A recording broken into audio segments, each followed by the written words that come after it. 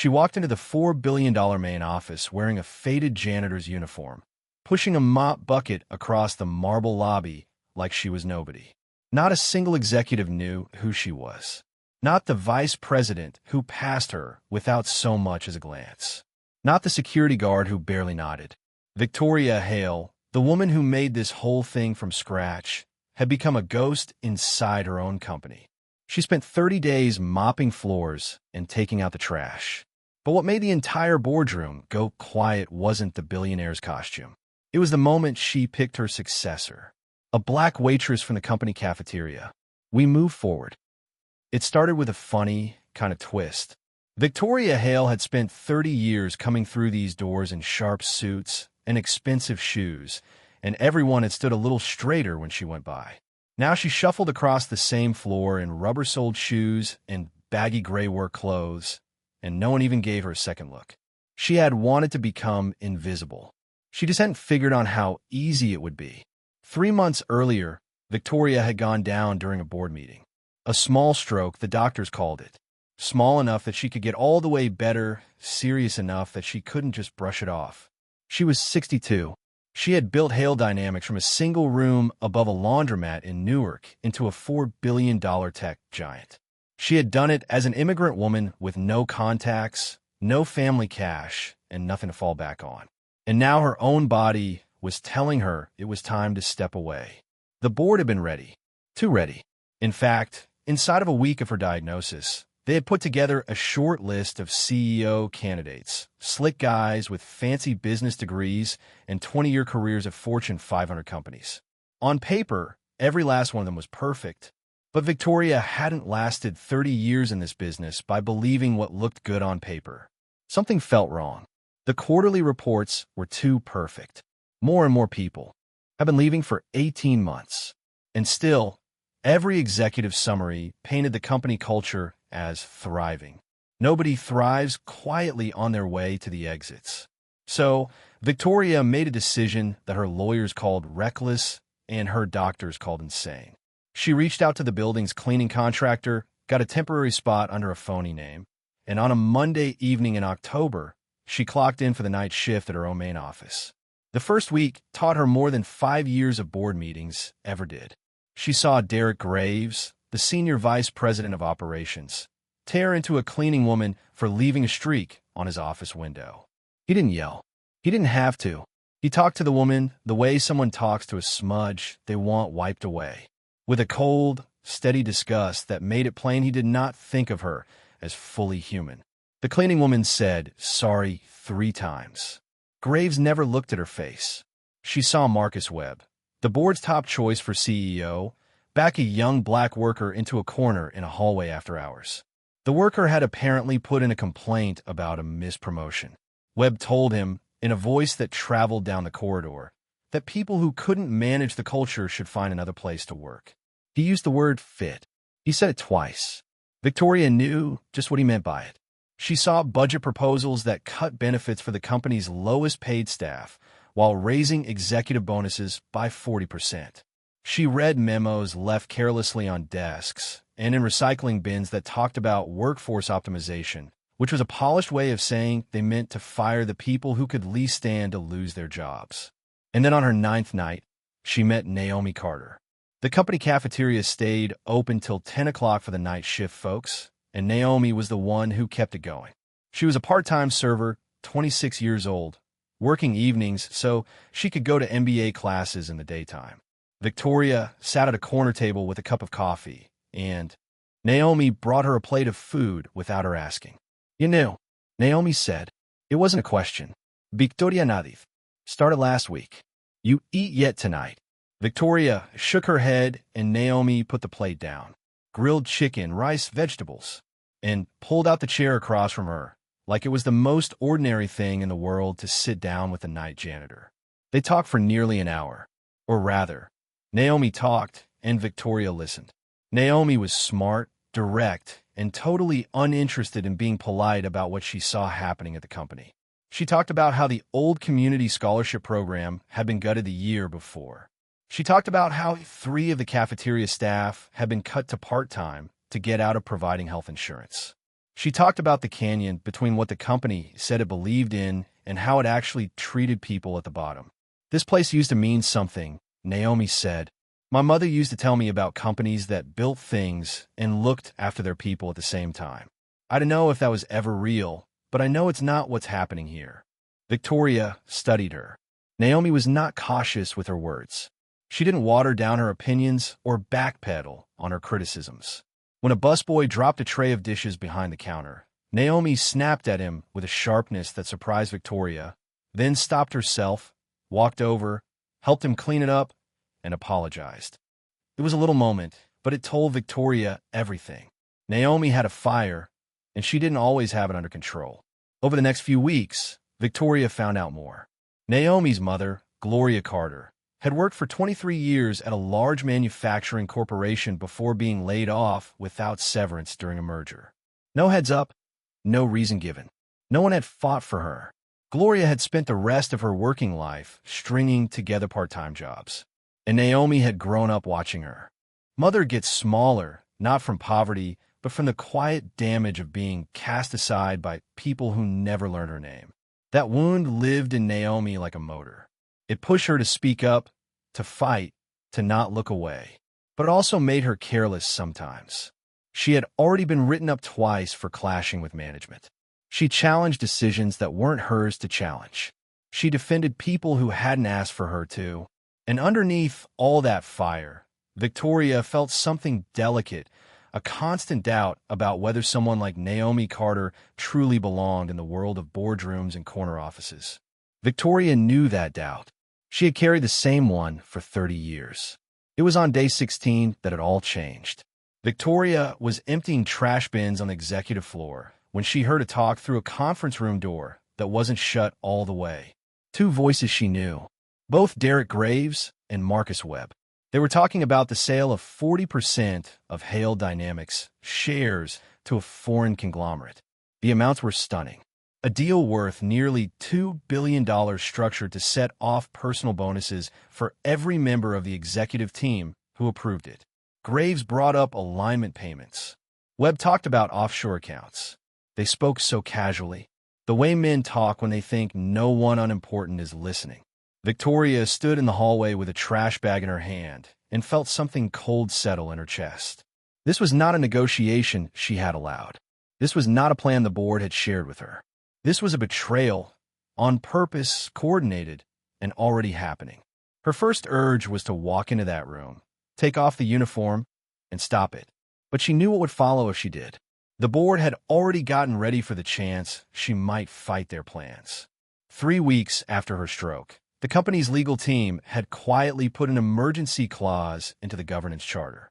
If the founder was judged mentally unable, the board could halt her voting rights. An authority by a simple majority vote.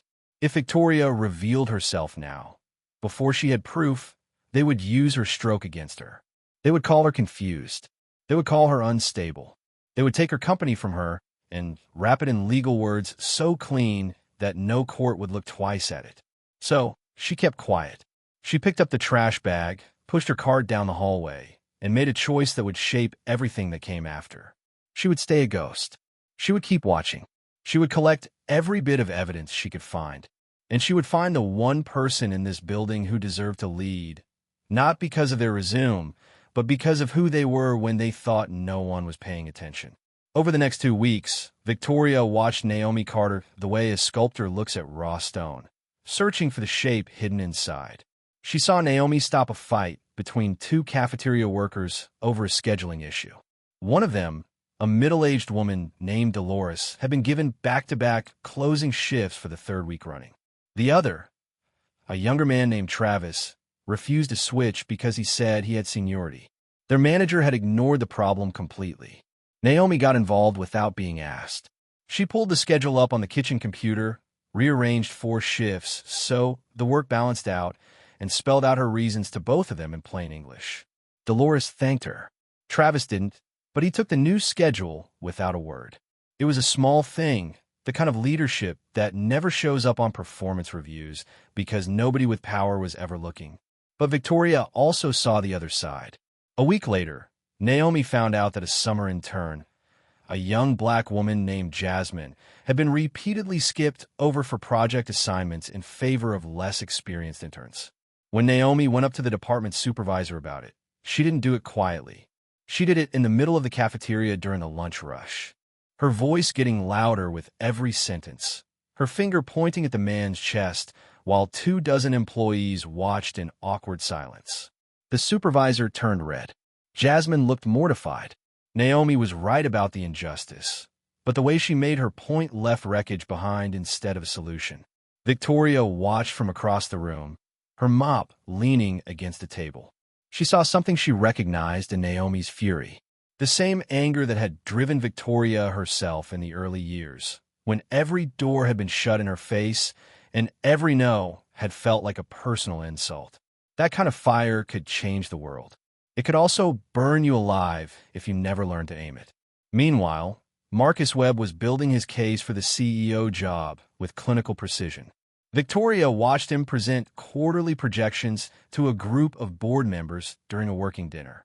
The numbers were impressive. Revenue growth of 12%, client retention up, operational costs down. But Victoria had spent 3 decades reading financial reports, and something about these numbers didn't feel right. The margins were too neat. The projections matched too perfectly with what the board wanted to hear. She couldn't prove it yet, but she was sure Marcus was massaging the data, smoothing out the rough spots to make himself look like the only sensible choice. On day 22, Victoria learned what the share sale would actually cost. She was cleaning the executive conference room after hours when she found a printed memo that someone had left inside a leather portfolio. It was a draft impact assessment marked confidential, internal only, outlining the results of the proposed deal with a foreign conglomerate. The numbers were crushing. 30% of the workforce would be let go within 18 months. The community scholarship program that Victoria had personally bankrolled for 15 years would be ended. The employee wellness initiative, the after-school tutoring partnerships, the yearly grants to local nonprofits, all of it would be cut to meet the new shareholders' demand for higher margins. Victoria read the memo, standing up, still holding her cleaning cloth. She read it twice. Then she folded it carefully and slid it into the pocket of her uniform. This was no longer about finding the right CEO. This was about saving everything she had spent her life creating. 2 days later, Naomi was fired. The official reason was insubordination and repeated violation of workplace conduct policies. The real reason, as best as Victoria could figure, was the cafeteria incident with Jasmine's supervisor. The supervisor had filed a formal complaint, and the HR director, a man who answered directly to Marcus Webb, had rushed the termination. Naomi was given 15 minutes to gather her things and was escorted out of the building by security. Victoria was mopping the lobby when it happened. She watched Naomi walk by her with a cardboard box in her arms, her jaw set tight, her eyes locked straight ahead. Naomi didn't cry. She didn't plead with the guards. She walked out of the glass doors into the October night and didn't look back. Something cracked inside Victoria that evening. She had seen talented people pushed out before. It was the nastiest part of corporate life, and she had never fully gotten used to it. But watching Naomi leave felt different. It felt personal. Because Victoria knew, with a certainty she couldn't explain on a spreadsheet, that the woman they had just tossed out was worth more than every executive on the 42nd floor combined. That night, alone in the cafeteria after it closed, Victoria sat at the same corner table where she had first spoken with Naomi. The question that had been taking shape for weeks finally became sharp and clear. If the next head of this company was someone who only cared about profit, then everything Victoria had built, every scholarship, every community program, every principle she had fought for, will be wiped out inside of a year. The share sale wasn't just a business deal. It was an erasure of her legacy. And the people who had the most to lose were the ones who had never had a seat at the table. She didn't know it yet, but Naomi was sitting in her apartment across the city, staring at the same darkness from the other side. Naomi had gone home, put the cardboard box on her kitchen counter, and sat on the edge of her bed without flicking on the lights. The anger had burned out somewhere between the parking lot and the bus stop, and what was left underneath was something worse.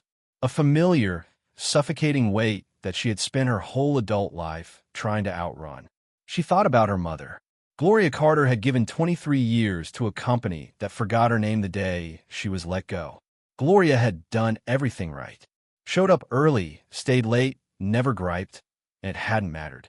They had thrown her away like she was nothing, and Gloria had spent the rest of her life trying to rebuild something that could never quite hold her up again. Now, here was Naomi sitting in the dark, wondering if she had gotten her mother's curse. She fought. She spoke up. She refused to look away. And every single time the result was the same. She ended up on the outside holding a box of her own stuff, watching the door shut behind her. Maybe the world was telling her something. Maybe people like her weren't made to be in those rooms. Maybe the fire in her chest wasn't a gift. It was just a quicker way to get burned. She almost decided to walk away from all of it that night. Almost. Back at Hale Dynamics, things were coming unraveled. Someone on the executive team had found out that internal documents were being looked at after hours from terminals on the executive floor that weren't assigned to any current employee. Derek Graves raised the alarm during an emergency leadership meeting, and Marcus Webb at once ordered a full internal investigation. They started reviewing security camera footage. They pulled access logs from the janitorial contractor. And within 48 hours, Marcus Webb himself saw something that made him pick up the phone and call the head of building security. The woman on the night cleaning crew didn't match any employee in the company's HR system. Her contractor ID had been handled through an outside agency, and the name on file, Ellen Monroe, returned no social security match, no tax records, no work history. She was a ghost. Webb didn't know who she was, but he knew she didn't belong. At the same time, someone had to take the fall for the leaked information, and Naomi Carter was the easiest target. She had already been let go for insubordination. She had openly slammed management. She had access to the cafeteria, which shared a service hallway with the executive wing. Within a day, the company's legal team sent Naomi a formal cease and desist letter accusing her of theft of confidential corporate information and threatening a civil lawsuit if she didn't cooperate with their investigation. Naomi sat at her kitchen table reading the letter, and for the first time since she was fired, she felt something other than defeat. She felt furious, not the reckless, explosive fury that had gotten her into trouble before. Something colder, quieter, and much more dangerous. Because Naomi knew something that the legal team didn't know she knew. During her time in the cafeteria, the company's internal email system had sometimes sent messages to the wrong place. It was a known bug, something about the server routing for the food services department overlapping with the executive mailing list. Most of the cafeteria staff deleted the misdirected emails without reading them. Naomi had not. She had saved every single one. Not because she was planning something, not because she was building a case. She saved them because her mother had taught her, without ever saying the words, that when powerful people decide you're disposable, the only thing that protects you is proof. Gloria Carter had been fired without a single paper to fight back with. Her daughter would not make the same mistake. Naomi didn't know yet what those emails held. She hadn't read most of them closely, but she had them. Dozens of messages between senior executives talking about the share sale, the bonus structure, the workforce reduction plan, and a legal plan for neutralizing Victoria Hale. She closed the cease and desist letter, set it on the table, and did nothing. Not yet. On day 29, Victoria made her play. She requested an emergency session with the board of directors, appearing not as Ellen Monroe, the janitor, but as Victoria Hale, founder, majority shareholder, and the woman whose name was carved into the granite over the front door. The boardroom went still when she walked in. She was wearing the same suit she had worn to the last meeting before her stroke, and she carried a folder holding every piece of proof she had gathered over the past month. Memos, recorded conversations, financial inconsistencies, the confidential impact assessment of the share sale. She put it all on the table. She named names. She gave dates, dollar amounts, offshore accounts. She looked Marcus Webb in the eye and told him she had heard every word he said in that conference room on day 16. For exactly 11 seconds, nobody spoke. Then Marcus Webb smiled. He reached into his briefcase and took out a single document, the emergency governance clause that Victoria had worried about from the start. He read it aloud slowly, making sure every board member heard each word. If the founder was deemed mentally incapacitated due to a medical condition, the board could suspend her authority by a simple majority vote. All they needed was a medical opinion. Dr. Raymond Ellis, the company's chief medical officer, got up from his seat at the far end of the table. Victoria had never trusted Ellis. He was a political animal who owed his job to Derek Graves, but she hadn't expected him to lie so brazenly. Ellis stated in a calm and clinical voice that based on Victoria's recent medical history and her erratic behavior over the past several weeks, including taking on a false identity and doing unauthorized surveillance, it was his professional opinion that she was not cognitively fit to exercise executive authority. Marcus called for an immediate vote. 7 hands went up for suspension. 3 stayed down. Victoria Hale, the woman who had built a $4 billion empire from nothing, was stripped of her authority in her own boardroom by the people she had made rich. Security was called. 2 guards came into the room and asked her to leave. She didn't fight. She didn't yell. She stood up, straightened her jacket, and walked out of the room with the same posture she had carried every day for 30 years. The hallway was empty. Victoria sat down on a bench near the elevator, the same bench she had rested on during her night shifts when her back ached from mopping. The building hummed around her, indifferent. A security guard stood 6 feet away, watching her like she was a trespasser in the house she had built with her own hands. She took out her phone and called Naomi. The phone rang 4 times and went to voicemail. She called again. Voicemail.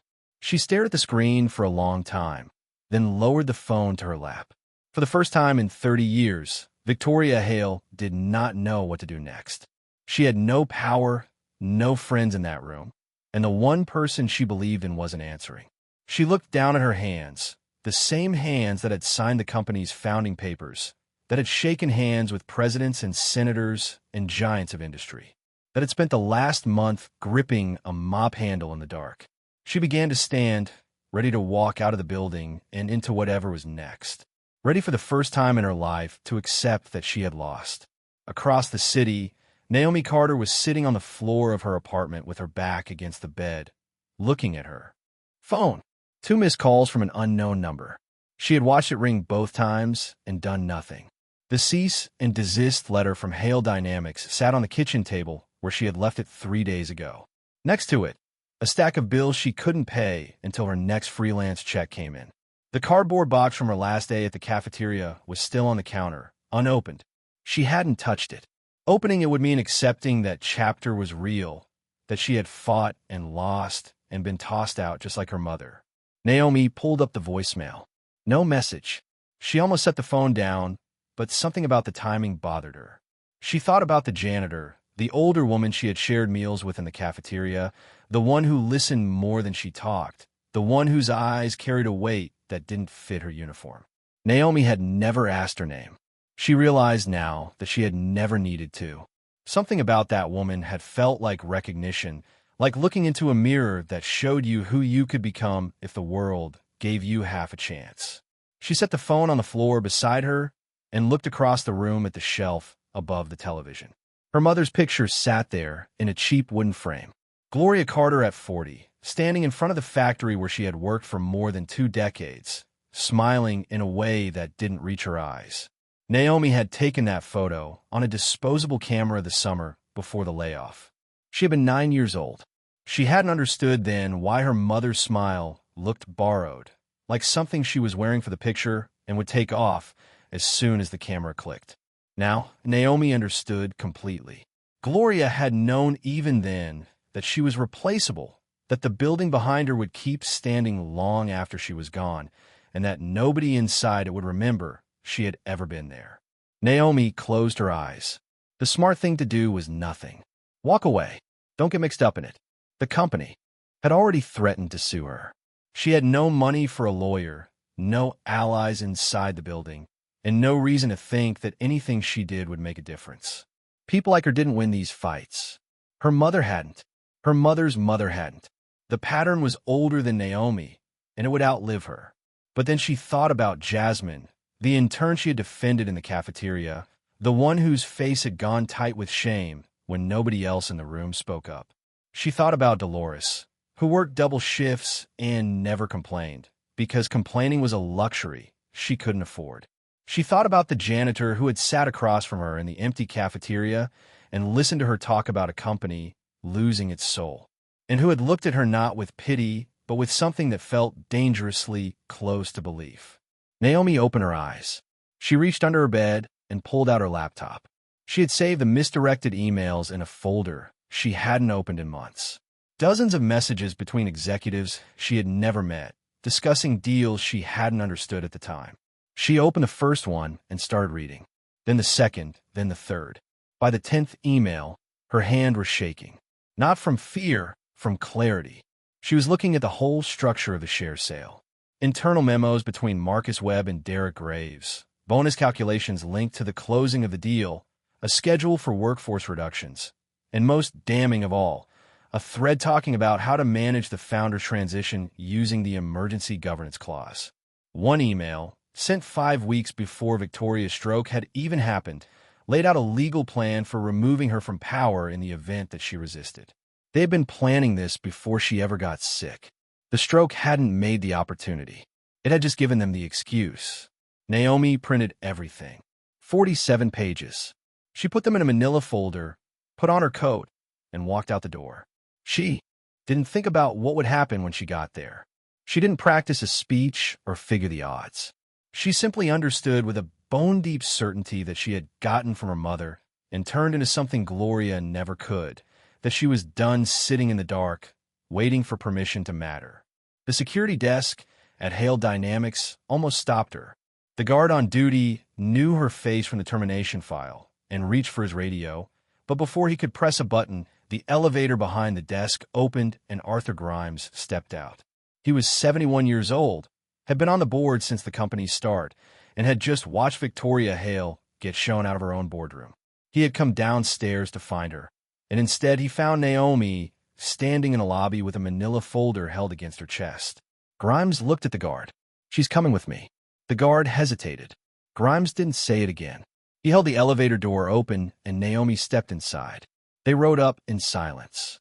When the doors opened on the 42nd floor, Grimes looked at the folder in Naomi's hands. "Is that what I think it is?" Naomi met his eyes. "It's worse." Grimes nodded once, then walked down the hallway and pushed open the boardroom doors. Every head turned. Marcus Webb was standing at the head of the table with a pen in his hand. A stack of transfer documents was spread in front of him. The share sale was moments from being signed. Derek Graves sat to his right, arms crossed, looking pleased. Dr. Raymond Ellis was checking something on his phone. Marcus saw Naomi first. His look changed from surprise to contempt in less than a second. This woman was terminated. Get security. Grimes cut in before anyone moved. "We're about to sign a deal that will reshape this company for the next 20 years. If someone has material information, we have a fiduciary duty to hear it. Sit down, Marcus." Naomi walked to the middle of the room. She set the manila folder on the table and opened it. Her hands were shaking, and she didn't try to stop them. "I'm not a lawyer," she said. Her voice was unsteady, and she let it be. "I'm not an executive. For the past 2 years, I served coffee in the cafeteria downstairs, and not one person in this room knows my name. But I know how to read, and I know the difference between right and wrong." She held up the first email. It was a message from Marcus Webb to Derek Graves, dated 6 weeks before Victoria's stroke, laying out a plan to use the emergency governance clause and describing Victoria's potential medical event. As she read the exact words, "a favorable development for transition planning," the room shifted. 2 board members traded a look. Marcus stood up, his face tight. "Those are stolen documents. They're inadmissible and illegally obtained." Naomi looked at him. "They were sent to my work terminal by your own email server. I didn't steal anything. Your system gave them to me." She went on. She laid out the bonus structure tied to the share sale. Personal payments over $12 million split among 5 executives. She pointed to the differences between the quarterly projections Marcus had shown the board and the internal numbers from the same period, showing that revenue growth had been puffed up by nearly 4%. She tripped over one of the financial terms and corrected herself mid-sentence. She misread a date and had to go back. She was not polished. She was not smooth. But she was right. And the proof in front of her was impossible to deny. When she was done, Naomi looked straight at the board members who had voted to suspend Victoria. "The problem was never her health," she said. "The problem is that you were afraid of losing your privileges." Nobody answered. Marcus Webb's pen was still in his hand, but he had stopped writing. Victoria walked into the room behind Naomi. Grimes had sent for her while Naomi was talking. She carried no folder, no papers. Instead, she spoke. From memory. Dates, conversations, details she had gathered over 30 nights of cleaning offices and emptying trash. She described the conversation she had overheard on day 16 between Webb and Graves. She repeated the exact language Derek Graves had used when dressing down a cleaning woman over a window streak. She described the budget memos she had found in recycling bins, the ones that cut worker benefits while padding executive pay. Two separate sets of proof, Victoria's from inside the building, Naomi's from the misdirected emails, came together on the same point. The share sale was not a strategic business move. It was a self-enrichment scheme made to benefit 5 men at the cost of thousands of employees. Arthur Grimes called for a new vote. Marcus demanded his lawyer. Graves tried to walk out of the room, but the evidence was too heavy, the paperwork too specific, and the faces around the table had already changed. Dr. Ellis quietly excused himself and didn't come back. The board voted to suspend the share sale immediately. A second vote removed Marcus Webb and Derek Graves from their positions, waiting for a full independent investigation. Security escorted both men from the building inside the hour. When the room had cleared, Victoria stood at the head of the table, her table, in her company, in the building she had raised from nothing. She looked at the remaining board members, and when she spoke, her voice was steady and calm. "I mopped the floors of this building for 30 days. I cleaned your offices. I emptied your trash. And in 30 days, I saw who yells at the staff, who fakes numbers, who takes bribes. I also saw who treats an old janitor like a human being. The only person in this building who led with integrity wasn't any of you." She turned to Naomi. "I'm nominating Naomi Carter as interim CEO." The reaction was immediate and harsh. One board member called it absurd. Another said the shareholders would revolt. A third pointed out that Naomi had no executive experience, no track record, and had been working as a part-time cafeteria server until 2 weeks ago. Victoria listened to it all. Then she answered with a single sentence. "You said the same things about me 30 years ago." The room went quiet. Arthur Grimes asked Naomi if she had anything to say. Naomi stood up. She didn't have a presentation. She didn't have a 5-year strategic plan printed on shiny paper. She had 5 minutes and the truth. She talked about people first. The company's greatest asset wasn't its technology or its client list. It was the thousands of workers who showed up every day and kept the machine going. Cutting 30% of them wouldn't save the company. It would gut it from the inside and leave nothing but an empty shell. She talked about trust. Customers didn't stay because of low prices. They stayed because they believed in the brand. The share sale would kill that belief overnight, and no amount of marketing could rebuild it. And then she asked a question that nobody in the room saw coming. She looked at the board and said, "If the woman who built everything you're sitting here enjoying tells you this company needs to change direction, how many more MBA degrees do you need before you'll listen?" The silence that followed filled the room like weight. Arthur Grimes called the vote. 6 in favor, 4 against. Naomi Carter was approved as interim CEO on a 12-month probationary term. Not a unanimous win, not a standing ovation. A tight margin from a doubtful board that was giving her a chance, not a coronation. Naomi stood in the boardroom after the vote alone, except for Victoria. The building was quiet. The evening had settled over the city outside the windows, and the lights of the skyline bounced off the glass like scattered coals. "I don't know if I can do this," Naomi said. Victoria looked at her. This 26-year-old woman who had walked into a room full of powerful men with shaking hands and a manila folder and had chosen. Had no executive experience, no track record, and had been working as a part-time cafeteria server until 2 weeks ago. Victoria listened to it all. Then she answered with a single sentence. You said the same things about me 30 years ago. The room went quiet. Arthur Grimes asked Naomi if she had anything to say. Naomi stood up. She didn't have a presentation. She didn't have a 5-year strategic plan printed on shiny paper. She had 5 minutes and the truth. She talked about people first. The company's greatest asset wasn't its technology or its client list. It was the thousands of workers who showed up every day and kept the machine going. Cutting 30% of them wouldn't save the company. It would gut it from the inside and leave nothing but an empty shell. She talked about trust. Customers didn't stay because of low prices.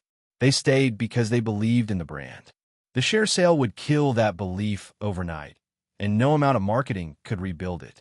And then she asked a question that nobody in the room saw coming. She looked at the board and said, "If the woman who built everything you're sitting here enjoying tells you this company needs to change direction, how many more MBA degrees do you need before you'll listen?" The silence that followed filled the room like weight. Arthur Grimes called the vote. 6 in favor, 4 against. Naomi Carter was approved as interim CEO on a 12-month probationary term. Not a unanimous win, not a standing ovation. A tight margin from a doubtful board that was giving her a chance, not a coronation. Naomi stood in the boardroom after the vote alone, except for Victoria. The building was quiet. The evening had settled over the city outside the windows, and the lights of the skyline bounced off the glass like scattered coals.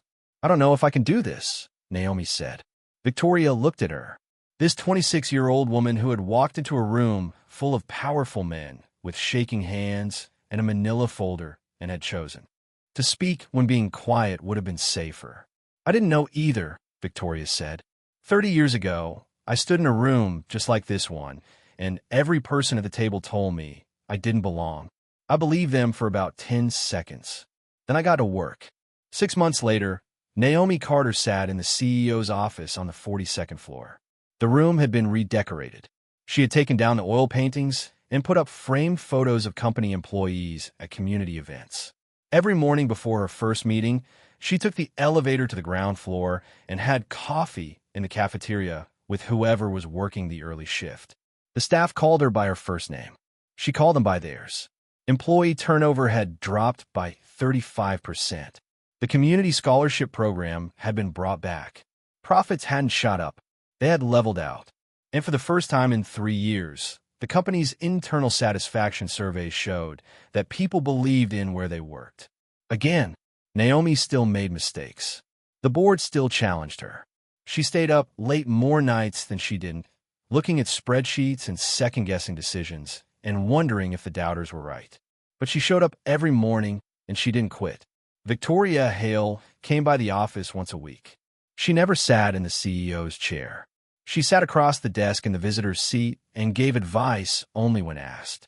She watched Naomi grow into the role the way a gardener watches a tree take root, patiently, knowing that the strongest growth happens where you can't see it. One evening, as Victoria was leaving, she stopped at the door and looked back. Naomi was bent over a report, her reading glasses sliding down her nose, a cold cup of coffee at her elbow. She looked exhausted and determined and completely alive. Victoria smiled and walked out without saying a word. She didn't need to. She had spent 30 years building a company. Now, she had found someone who would build it into something better. Leadership was never about the degree on your wall or the name on your family tree. It was about how you treated the invisible people, the ones who mopped your floors and served your coffee and cleaned up after you when you believed no one important was watching. Someone was always watching.